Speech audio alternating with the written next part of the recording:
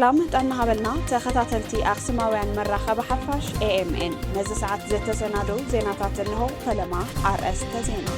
بيت مخري نسلام اللوطن هلونا عند حننة هزب تقراي نمو حاس بزبل زيت سمي عواج قجل حوحات نزيكو عب تقراي زركبا عب بيت ميدياتات نايت بحيل السلطان زحازة قجل حوحات لستان كهونا قدين ممرحي تمحلاليكو وجه كم بوليتيكاوي مسارحي متقام قبل الحزب تግራይ አሉታዊ ጽልዋ ምሕዳሩ ምሁራት ገሊጾም በስፍሓት ንድስሰው ዜና እዚ ሰዓት ቤት ፍርድ ገበን ዓለም ICC ኣብ ልዕሊ ላዕለዎት ሰበስልጣን ኢትዮጵያን ሕቡራት ዓረብ ኤሚሬትን ምርመራ ክኸፈት ጸዊዑ ኣብ ኣሜሪካ ስደተኛታት ናብ ዓዶም ክምለሱ ዘገድድ ኣዋጅ ጸዲቁ ነዚኦምን ካልኦትን ዝርዝር ክስዕብዩ ሰናይ ምክትታል ቤት ምኽርን ሰላምን ለውጥን ህልውና እንድሕንነትን ህዝቢ ትግራይ ንምውሓስ ብዝብል ዝተሰመየ ኣዋጅ ጉጅለ ሕወሓት ነጺጉ ኣዋጅ ቁጽሪ 336 እዝባር 2018 ዓ.ም ንህዝቢ ትግራይ ዘየሳተፈን ንድሕሪት ዝመልስን እዩ ክብል እቲ ቤት ምኽሪ ተቃውሞ ገሊጹ እቲ ቤት ምኽሪ ኣብ ልዕሊ ሃፍትን መሬትን ትግራይ ዝውሰዱ ዘለው ሕጋዊ መለለይ ዘይብሎም ስጉምትታት ደው ክብሉ እውን ጸዊዑ ቤት ምኽሪ ንሰላምን ለውጥን ትግራይ 20 ሰነ 2018 ዓ.ም ኣብ ዘካየዶ ዋዕላ ዘሕለፈ ውሳነታት ዘጠቓለለ ወግዓዊ መግለጺ ዘዳለወ ኮይኑ እቲ ቤት ምኽሪ ህዝቢ ትግራይ ብሰንኪ ዘይምዑሪ መሪሕነት ገደብ ዘይብሎም ደጋዊ ጸቕጥታትን ብተደጋጋሚ ናብ ዘይደልዮም ውግኣትን ከኣቱ ይግደደሎ ክብል ዘፍለጠ ኮይኑ እቲ ቤት ምኽሪ ካብ 2013 ዓ.ም ጀሚሩ ዝተወልዐ ኩናት ዘስዓቦ ከቢድ ዕንወትን ሰብኣዊ ቅልውላውን ብምዝካር ህዝቢ ትግራይ ብሰላም ክነብር ከም ዝግባእ ኣስሚሩ ኣሎ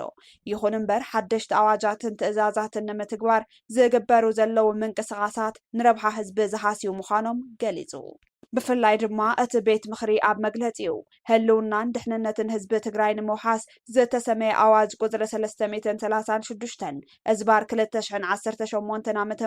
ንህዝቢ ናብ ንድሕሪት ዝመልስን መሰረታዊ መሰላቱ ዝግህስን እዩ ክብል ነጺግዎ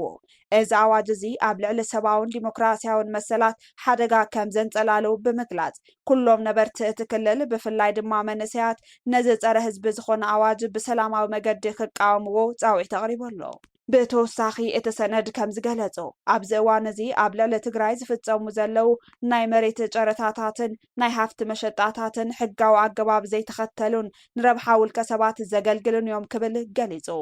ቤት ምኽሪ ንሰላምን ለውጥን ትግራይ እዞም ንብረትን መሬት ዝምልከቱ ስጉምትታት ኣብ ፌደራል ይኹን ኣብ ክልል ተፈላጥነት ከም ዘይብሎምን ኣተሓሳሲቡ ኣሎ ኣብ መደምደምትኡ ከም ዝሓበሮ እዚ ጉጅለ እዚ ዕድመ ስልጣኑ ንምንዋሕ ጥራይ ዝሰርሕ እዩ ብምባል መንእሰያት ካብ ምስራሕን ካብ ምእሳርን ትጉጅለ ክዕቀቡን ንመሰሎም ክቃለሱን ጸዊዑ ኣብ ትግራይ ዝርከባ ዓበይቲ ሚድያታት ናይቲ ብሓይሊ ስልጣን ዝሓዘ ጉጅለ ሕወሓት ልሳን ክኾና ቀጢን መምርሒ ተመሓላሊፉ ዶክተር ደብረጽዮን ገብረ ሚካኤል ንሚድያታት ዘመሓላለፍዎ ትእዛዝ ንናይ ፕረስ ነጻነት ኣብ ሓደጋ ዘውድቕ እዩ ተባሂሉ ኣብ ትግራይ ዝካየድ ዘሎ ግዱድ ዕስክርና ግፋእ ክሕባኣን ጋዜጠኛታት ብትእዛዝ ጥራሕ ክሰርሑ ከም ዝተገደዱን ተጋሂዱ ኣብ ክልል ትግራይ ዝንቀሳቐሳ ዘለዋ ዝተፈላለያ ናይ ሓበሬታ መራኸቢ ብዙሃን ድምፂ ህዝቢ ካብ ምዃን ወፅን ልሳን እቲ ብሓይሊ ስልጣን ሒዙ ዘሎ ጉጅለ ሕወሓት ጥራሕ ክኾና ቀጢን መምርሒ ከም ዝወረደለን ምንጭታት ሓቢሮም ቤት ጽሕፈት ሚድያን ኮሚኒኬሽንን ትክልል ከሕልፎ ዝግባእ ዝነበረ መምርሒ ብደረጃ ኣቦ መንበሪ ትውድብ ብዶክተር ደብረጽዮን ገብረ ሚካኤል ኣቢሉ ዝተመሓላለፈሉ ምኽንያት እቲ ትእዛዝ ተሪርን ዘይሕለፍን ምዃኑ ንምርዳእ ከም ዝኾነ ዝረኸብናዮ ናይ ዜና ጸብጻብ የረድእ 23 ሰነ 2018 ዓ.ም ወፂኡ ዘሎ ሓበሬታ ከም ዘመልከቶ እቲ ብሓይሊ ስልጣን ሒዙ ዘሎ ኣካል ንኹለን ኣብ ትሕቲ ቁፅፅሩ ዘለዋ ሚድያታትን ማሕበራዊ መራኸብታትን ዝእግድ ህፁፅ ኣዋጅ ብምውፃእ ናይ ፕሮፓጋንዳን ናይ ኩናት ጎስጓስን መሳርሒ ክኾና ቀጢን መምርሒ ሂበሎ እዚ ስጉምቲ እዚ ነቲ ኣብ ትግራይ ንነዊሕ እዋን ክትግበር ዝጸንሐ ናይ ሚድያ ነጻነት ብኸቢድ ዝገደበን ንሞያ ጋዜጠኝነት ናብ ሓደ ወገን ጥራሕ ዘዛዘወን ምዃኑ ብርክት ዝበሉ ጋዜጠኛታት ገሊጾም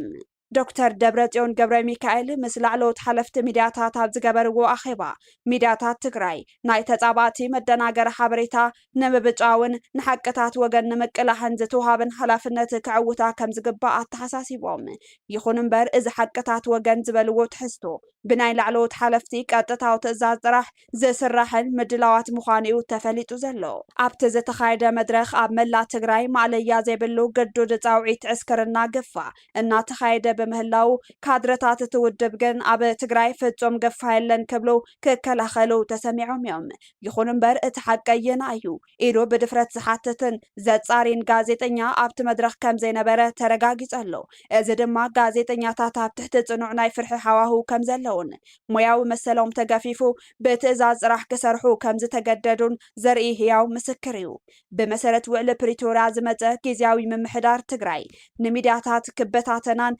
ፀረቓልቲ ህዝቢ ክሰለፋን ገይሩ መንባሩ ዝገለጸ መብርሂ ንሚድያታት ዝቐረበ እኳ እንተኾነ ህዝቢ ትግራይ ግን ብሰፊሑ ዝስማዕምዕሉ ሓቂ ካልእ እዩ ሰፊሕ ክፋል ማሕበረሰብ ትግራይ ከም ዝገለጾ ኣብ እዋን እቲ ፈላማይ ጊዜያዊ ምምሕዳር ዝሐሸ ናይ ሚድያ ነፃነትን ዝተፈላለዩ ሓሳባት የማእኸሉ መድረኻትን መንባሮም ይዝከር እዚ ሕጂ ብሓይሊ ስልጣን ሒዙ ዘሎ ጉጅለ ብሰንኪ ዝኽተሎ ዘሎ ዘይዲሞክራስያዊ ኣካይዳ ካብ ማሕበረሰብ ዓለም ከቢድ ወቀሳታት ይስዕቦ ከም ዘሎ ይፍለጥ ነዚ ጽልዋን ወቀሳታትን ንምክልኻልን ፖለቲካዊ ከለላ ንምርካብን ድማ እዩ ንሚድያታት ከም ዋልታ ክጥቀመለን ቀጢን ትእዛዝ ዘመሓላለፈ ጋዜጠኛታት ትግራይ ካብ ሞያዊ ስነ ምግባር ወጻኢ ናይ ሓደ ውስን ጉጅለ ናይ ስልጣን መቐፀልታ መሳርሒ ክኾኑ ምግዳዶም ንናይ መጻኢ ዕድል ፕረስን ሰብኣዊ መሰላትን ትክልል ኣብ ዓብዪ ሓደጋ ዘውድቕ ምዃኑ ብዓለም ለኸ ደረጃ ምክትታል ዝግበረሉ ዘሎ ጉዳይ እናተባሃለ ምዃኑ ተፈሊጡ ጽምዶ ንህዝባዊ ዕላማ ዘይኮነስ ንኩናት ዝተገበረ ጥምረት እዩ ሓላፊ ርክብ ህዝቢ ውድብ ወለዶ ትግራይ ጽምዶ ንህዝባዊ ዕላማ ዘይኮነስ ንኩናት ዝተገበረ ጥምረት ምዃኑን በዚ ምኽንያት እውን ምስ ባህጊ ህዝቢ ትግራይ ተጻራሪ ዕላማ ከም ዘለዎን ሓላፊ ርክብ ህዝቢ ውድብ ወለዶ ትግራይ ኣይተ ክፍሎም ሓጎስ ይገልጽ ኣይተ ክፍሎም ምስ ጋዜጣ ፕላስ ኣብ ዝነበሮ ጻንሒት ከም ዝገለጾ ጽምዶ ንህዝባዊ ዕላማ ዘይኮነስ ንኩናት ዝተገበረ ጥምረት ምዃኑን ቁሩብ ህዝባዊ ዕላማ ዘይብሉ ምዃኑን ግሁድ ሓቂ እዩ ሻዕብያ ድሕሪ ውድቀት ደርጊ ጀሚሩ ዝኽተሉ ኣካይዳ ንኢትዮጵያ እናበታተንካ ናይ ኤርትራ ዓባይ ሃገርነት ምግሃዲ ዝበለ ሓላፊ ርክብ ህዝቢ ውድብ ወለዶ ትግራይ ሕወሓት ምስ ዝሓይሊ ዝጀመሩ ዘይተቐደሰ ጽምዶ ህዝባዊ ዕላማ ዘይብሉ ንጥፋት ህዝቢ ትግራይን ኢትዮጵያን ዝሰርሕ ምዃኑ ኣረዲኡ ማሕበራዊ መሰረት ይኹን ህዝባውን ፖለቲካውን ካፒታል ዘይብሉ ጉጅለ ሕወሓት ህልውንኡ ንምቕጻል ኣፈሙዙ ብምዕጣቕ ምስ ባዕዳውያን ሓይልታት ብምጽማድ ዓሌታዊ ድሌቱን ረብሑን ንምዕቃብ እናሰርሐ ይርከብ ኢሎም ህዝቢ ትግራይ ሕዚ ይኹን ቅድሚ ሕዚ ቅዋሙ ፍልጥ እዩ ዝበለ ኣይተሓጎስ ብውዕሊ ፕሪቶርያ ዝተረኸበት ሰላም ዓቂቡ ክጥቀመላ እዩ ዝደሊ ክብል ገሊጹ ቤት ፍርዲ ገበን ዓለም ICC ኣብ ልዕሊ ላዕለዎት ሰበስልጣን ኢትዮጵያን ሕቡራት ዓረብ ኤሚሬትን ምርመራ ክኸፈት ፀዊዑ እቲ ጥርዓን ምስታብ ሱዳን ዞባ ዳርፉር ዝተፈጸመ ከቢድ ገሰታትን ገበናት ውግእን ዝተተሓሓዘ እዩ እቲ ምርመራ ተባሂሉ ጋዜጣ ሱዳን ትሪቡን ከም ዝገለጾ እዞም ሃገራት ኣብቲ ናይ ዳርፉር ኩናት ክህልዎም ዝኽእል ኢድ ንምጽራይ እዩ እቲ ምርመራ ተደልዩ ዘሎ ገበናት ውግእን ከቢድ ናይ ሰብኣዊ መሰላት ጥሕሰትን ሕጋዊ ተሓታትነትን የኸትል ድዩ ዝብል ሕቶ ዝምልስ ምርመራ ቤት ፍርዲ ገበን ዓለም ICC ኣብ ዝሕዚ እዋን ቆላሕቱ ናብ ቀርና ኣፍሪካ ማእኸላይ ምብራቕን ኣንፈቱ ኣቕኒዕሎ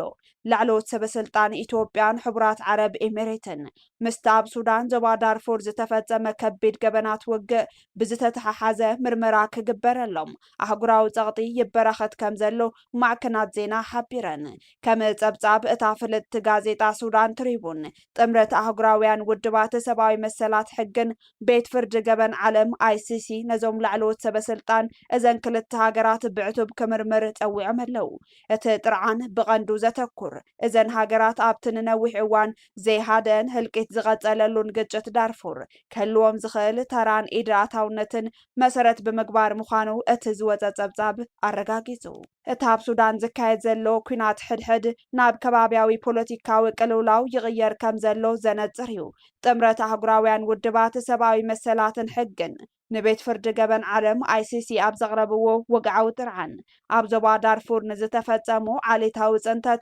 ቅትለትን መመዝባልን ስዒቡ ናይ ወፃኢ ሓይልታት ዘለዎም ተሳትፎ ብሕጊ ክምርመር ኣለዎ ክብሉ ሓቢሮም።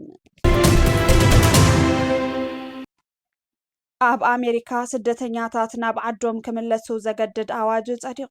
ላዕለዋይ ቤት ፍርዲ ኣሜሪካ ኣብ ትሕቲ ጊዜያዊ ዕቑባ ዝነበሩ ስደተኛታት ናብ ዓዶም ክምለሱ ወሲኑ። ሚኒስትሪ ንድሕነት ውሽጢ ሃገር ኣሜሪካ ስደተኛታት ዝተፈላለያ ሃገራት ሕጋዊ ቀዋሚ መንበሪ ክረኽቡ ወይ ናብ ሃገሮም ክምለሱ ዘገድድ ውሳነ ኣመሓላሊፉ። ኣብ ኣሜሪካ ኣብ ትሕቲ ጊዜያዊ ዕቑባ ዝነበሩ ስደተኛታት ብዝተመሓላለፈ ውሳነ እቲ ሃገር ብርቱዕ ስጋትን ስንባደን ፈጢሩ። ሚኒስትሪ ንድሕነት ውሽጢ ሃገር ኣሜሪካ ማርክ ዌይን ሙለን ኣብታ ሃገር ብገደብ ግዜ ዝተውሃበ ናይ ዕቑባ ጻንሒት ሒዞም ንዝነበሩ ዝተፈላለዩ ሃገራት ዜጋታት ዝምልከት ሓድሽ ድንጋጌ ኣዋጅ ብወግዒ ኣብ ዘውፅኦ መግለጺ እቶም ስደተኛታት ካብ ክልተ ኣማራፅታት ሓዲኡ ክመርፁ ኣተሓሳሲበሎ። እቲ ቀዳማይ መማረፂ ቀዋሚ መንበሪ ፍቓድ ግሪን ካርድ ንምርካብ ሕጋዊ መስርሕ ክጅምሩ ወይ ድማ ተገዲዶም ናብ ዓዶም ክምለሱ ላዕለዋይ ቤት ፍርዲ ኣሜሪካ ኣፍሊጡ።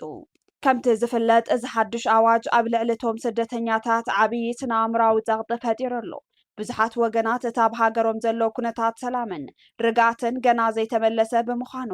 ምምላስ ማለት ናብ ቀጥታዊ ሓደጋ ምእታው ማለት ምዃኑ ይገልጹ።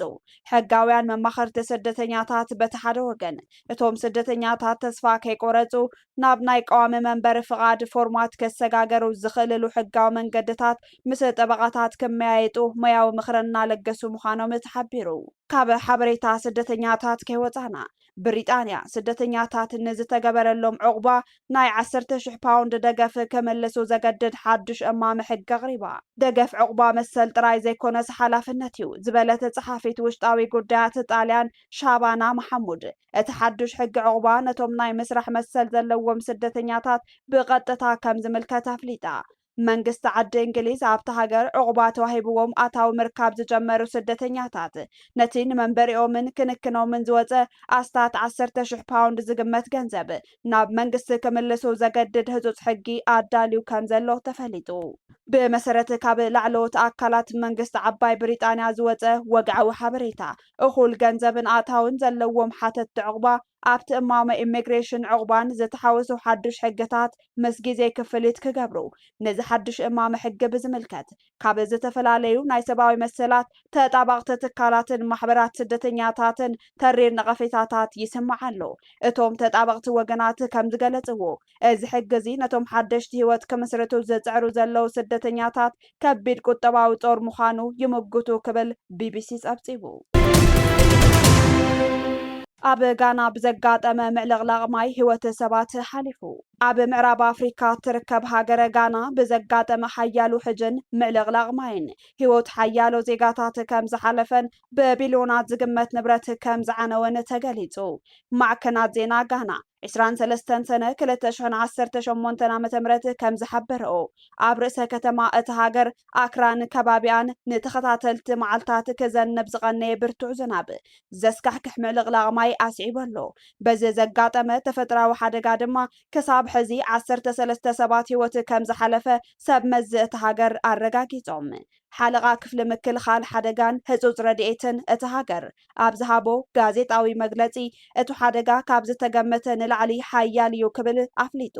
ኣሃዱታት ህይወት ኣድሕን ኣብ ዝተፈላለዩ ከባቢታት ተዋፊሮም ሰባት ናብ ውሑስ ቦታታት ናይ ምጉዓዝ ስራሕ ይሰርሑ ኣለዉ። ይኹን እምበር ቁፅሪ ዝሞቱ ሰባት ካብ ዝሕዚ ዘሎ መጠን ክውስኽ ከም ዝኽእል ስጋቱ ሓዲሩ።